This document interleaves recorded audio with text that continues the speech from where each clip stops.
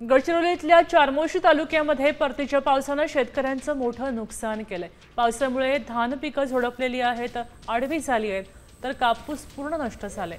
शेतकऱ्याचं लाखो रुपयांचं नुकसान झालंय।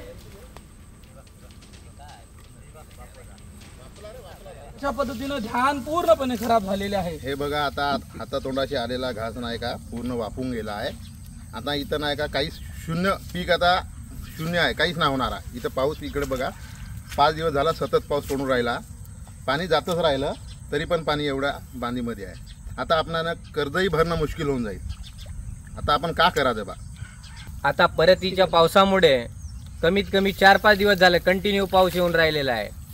या धानाचं तर नुकसान झालंच, पण आपल्या कापूस आहे, जो कापूस फुटलेला होता तो पूर्णपणे खालचा जो गेलेला आहे कापूस तो पूर्ण काढा पडून खाली करून राहिलेला आहे। आणि काय त्याच्यावर पर्याय तर काहीच नाही। आता वेचतो म्हटलं तरी पाणीच, आणि असं तर आपण काही करू शकत नाही। त्याच्यामुळं आम्हाला काहीच म्हणजे करावं असं वाटून नाही राहिलं आहे। हे धान तर बघा, हे पूर्ण नष्ट झालेलं आहे। आणि आम्हाला एकच विनंती आहे सरकारकडे की खासदार आमदारने स्वतः महसूल विभागाकडे तक्रार करून आम्हाला काही याची नुकसान भरपाई द्यावी, असंच आम्हाला एक वाटून राहिलेलं आहे। आपल्या हातामध्ये तुम्हाला दिसून राहिलं 1-1 फूट आमच्या जमिनीमध्ये। आता isakal.com आहे देशातील नंबर 1 ची मराठी न्यूज वेबसाईट। प्रत्येक अपडेटसाठी isakal.com ला नक्की भेट द्या।